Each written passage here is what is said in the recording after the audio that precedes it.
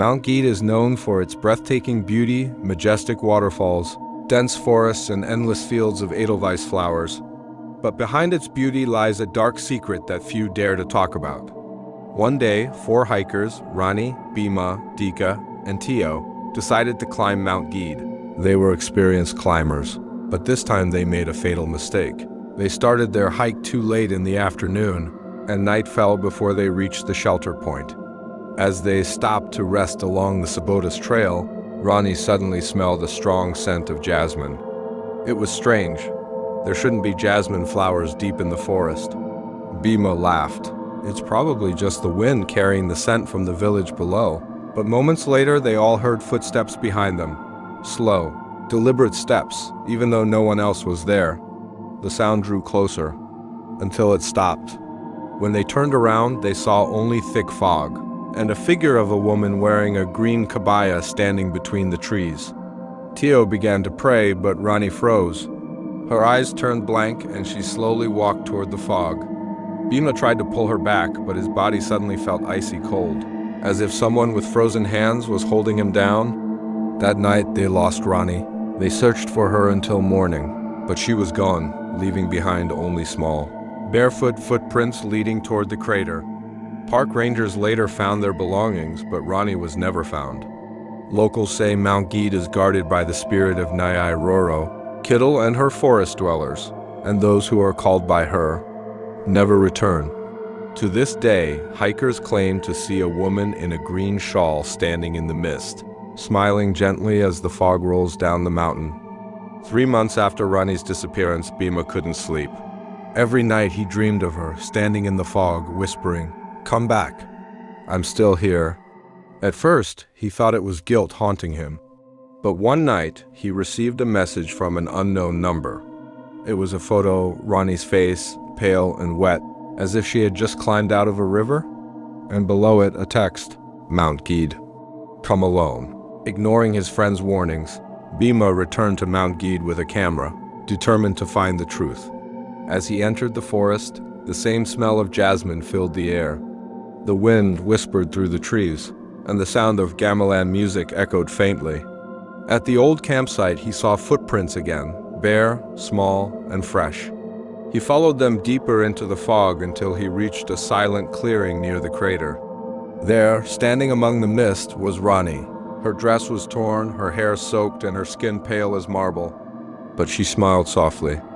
"You came for me, Bima?" Bima stepped closer, trembling. "Rani, what happened to you?" She lifted her hand, pointing toward the fog behind her. Dozens of faint figures appeared, faces of lost hikers, blank and lifeless. Then Rani whispered, "Stay with us. It's peaceful here," before Bima could react. The ground beneath him cracked open with a scream of wind and darkness. The camera he carried fell to the ground, still recording as the fog swallowed him whole. Days later, rangers found that same camera at the edge of the trail. The last frame showed Bima's face, wide eyes, mouth open in silent terror, and behind him, Rani, smiling in the mist. A week after Bima vanished, the local search team finally found his backpack near the same crater where Rani disappeared. Inside, they found only a half-burned map, a rosary and his camera still working, with one last video file. When the police watched the footage, it began with heavy breathing. The camera shook violently as Bima ran through the mist, calling, "Rani, where are you?" Then the video glitched. For a few seconds, the screen went black before showing a blurry figure in green standing beside the trail. A whisper followed, "He shouldn't have come back." Suddenly, the camera turned, showing dozens of people walking silently through the fog, some wearing old climbing jackets, some barefoot, their eyes empty. Every one of them was smiling. The last thing heard on the tape was the sound of gamelan music, then static. After the video was shown to the authorities, strange things began happening in the village near the mountain. At night, people heard footsteps outside their houses, and sometimes someone knocked 3 times on their door. An old shaman said those were the wanderers of Gede, souls of hikers who never returned, searching for new companions. The shaman warned everyone, "If you ever hear a knock after midnight, don't open the door. it might not be the living who's calling. Until today, hikers still report hearing faint laughter near the summit. Some even claim to see a girl in green standing by the crater, smiling softly as the fog rolls in, and whispering, "One more step, and you'll never leave." The small village at the foot of Mount Gede had never been this silent. Ever since Bima's video was found, people started hearing strange knocks in the middle of the night. Always 3 knocks, always between 12 o'clock and 3 a.m. At first, no one dared to open their door. But one night, a young man named Artie, who didn't believe in ghost stories, decided to prove everyone wrong. When the 3 knocks echoed on his wooden door, "Toke, toke, toke," he whispered to himself, "It's just the wind," and slowly opened it. Outside, there was no one, only thick mist creeping across the ground.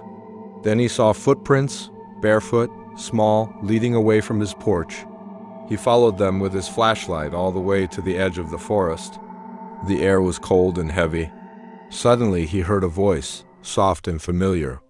"Artie, help me." It was Ronnie's voice, but Ronnie had been gone for months. Artie froze. The fog began to swirl around him, forming faces, pale, hollow-eyed hikers whispering in unison, "Come with us. It's peaceful here." He screamed and ran back toward his house, slamming the door shut. But when he looked through the window, Ronnie was standing right outside, smiling. Her eyes were black. Her mouth opened unnaturally wide as she whispered, "You shouldn't have opened the door." The next morning, Artie's house was empty. The door was still open, swinging gently in the wind. Only the faint sound of gamelan echoed from the forest. Until this day, villagers say that on certain foggy nights, you can still hear 3 knocks echoing through the valley. And if you dare to open the door, you might find Ronnie waiting for you, smiling in the mist. Weeks passed after Artie disappeared. The villagers grew terrified. No one dared to leave their homes after sunset. But even that didn't help. One by one, people began to vanish. Their houses were found unlocked, doors swinging open, lights still on, but no trace of the families who lived there. Only the scent of jasmine lingered in the air. The village elder, Pakwirio, decided to perform an ancient ritual to seal the curse. He gathered the remaining villagers at the small shrine facing Mount Gede. As he lit the incense, the wind suddenly died. The forest fell silent. Then came the sound, faint but unmistakable. Gamelan music drifting down from the mountain. "They're coming," Pakwirio whispered, trembling. Out of the fog, shadows began to appear, dozens of them. Faces pale as ash, eyes empty, moving slowly toward the shrine. At the front was Ronnie wearing her torn green dress. She raised her hand and pointed at the villagers. The gamelan grew louder, faster, until it became a chaotic, haunting rhythm. One by one, the villagers dropped their torches and screamed as the mist swallowed them whole. When dawn arrived, the entire village was gone. No voices, no footprints, only the ruins of the shrine and Pakwirio's journal.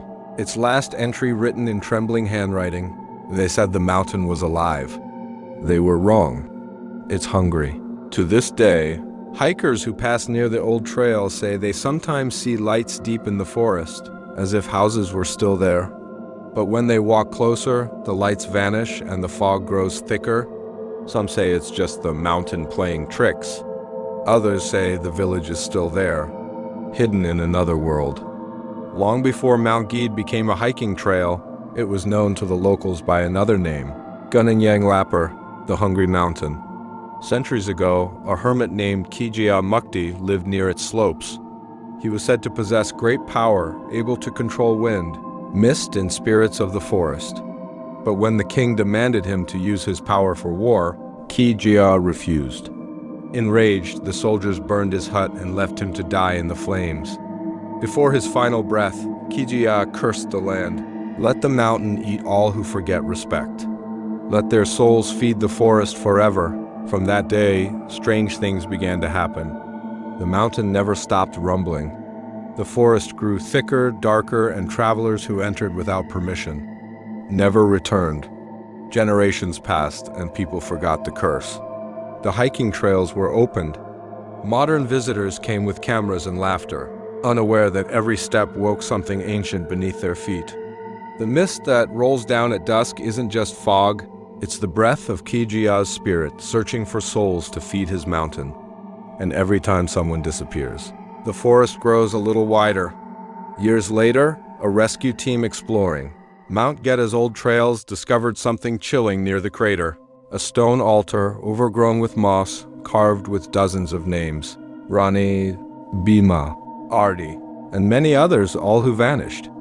At the center of the altar, etched in ancient Javanese script, were the words, "Those who answer the call of the mist will never leave the mountain again." As the team read it aloud, a sudden gust of wind blew through the trees, followed by the faint, echoing sound of gamelan, and a whisper that seemed to come from the earth itself. The mountain is never full.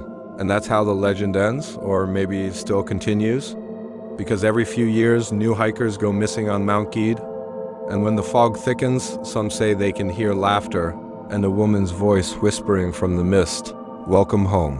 2 years after the last disappearance, a team of 5 mountain rescuers was sent to reopen the closed trail of Mount Gede. They were experienced, well-equipped, and skeptical of ghost stories. The leader, Captain Rendra, held a copy of the ancient map that showed the lost village, the one erased from modern records. The team's goal was simple: locate the missing hikers, remains, and confirm the mountain's safety. But nothing about that mountain was ever safe. As they entered the forest, fog began to roll down from the summit, thick, cold, and strangely alive. Their compasses spun wildly. Radios went silent. "Signal's gone," said Nico, the youngest member. "We're close to the crater."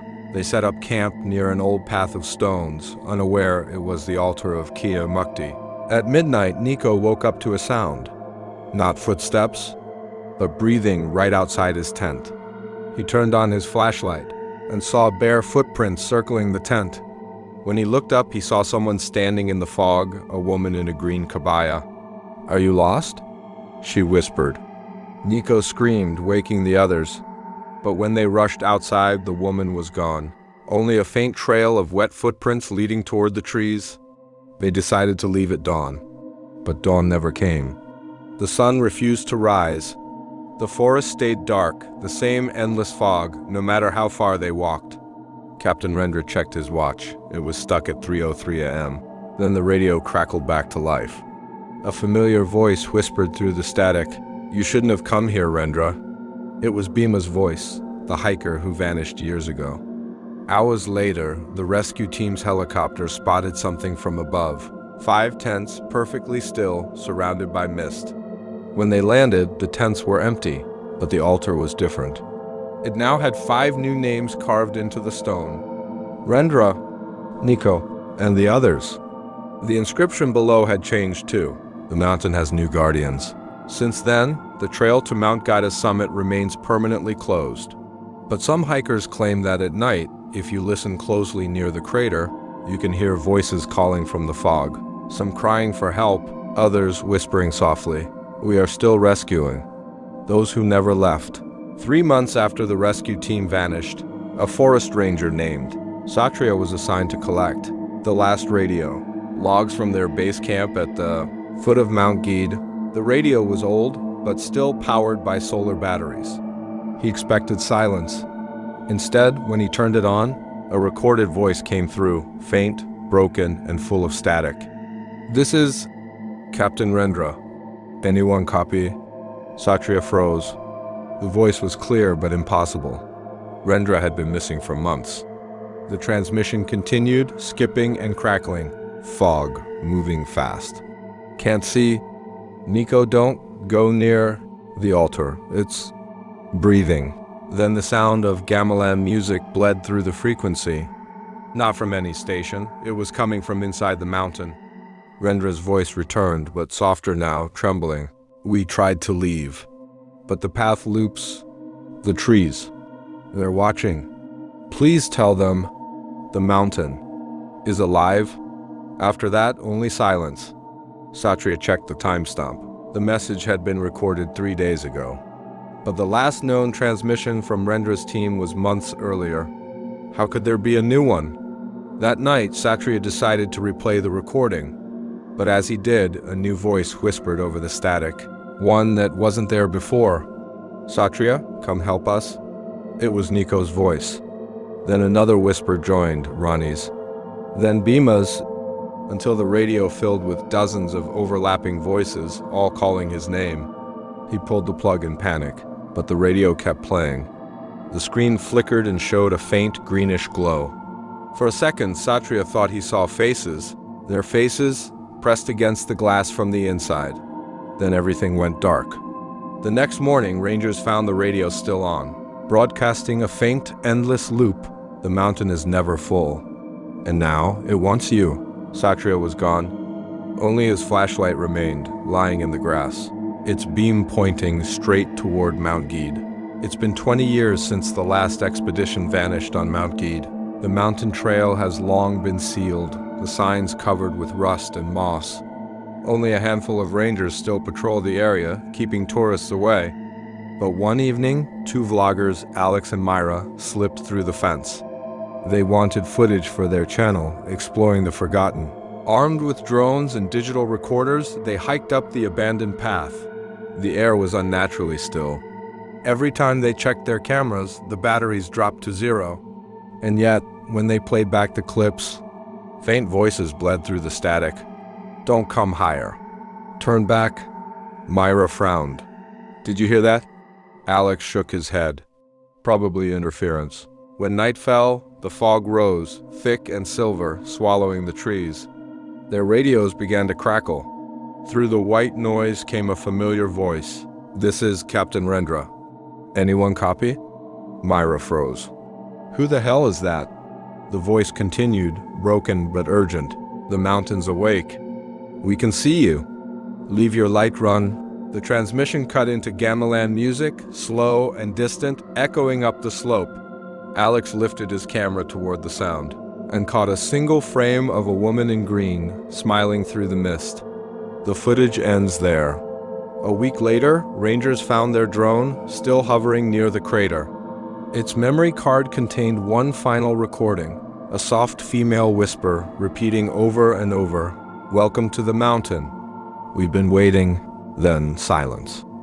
No one climbs Mount Gede anymore. The government sealed the trails, the signs were taken down, and even the locals stopped saying its name aloud.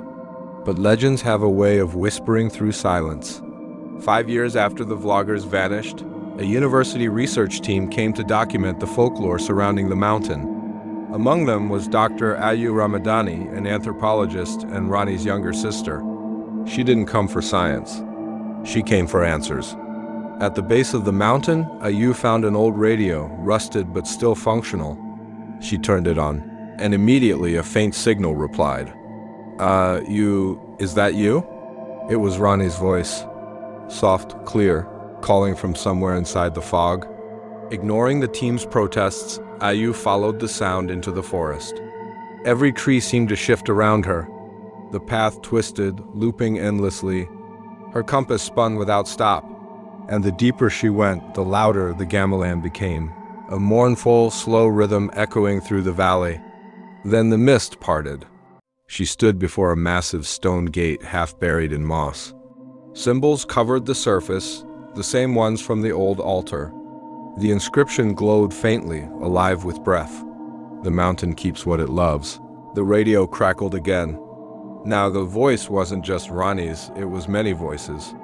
Rendra, Bima, Artie, Nico, dozens of them, overlapping in whispers. "We're still here. One step and you'll see us again." Ayu hesitated, tears streaming down her face. Then she took that step. The fog swallowed her. The gate closed. Weeks later, the rest of her team was found wandering near the base, confused, silent, their memories erased. But the radio Ayu carried was recovered. It still worked. When the rescuers played it, they heard one last message. "This is Dr. Ayu Ramadani. The mountain isn't cursed. It's alive. And it remembers everyone." After that, just silence, and the distant sound of gamelan fading into the wind.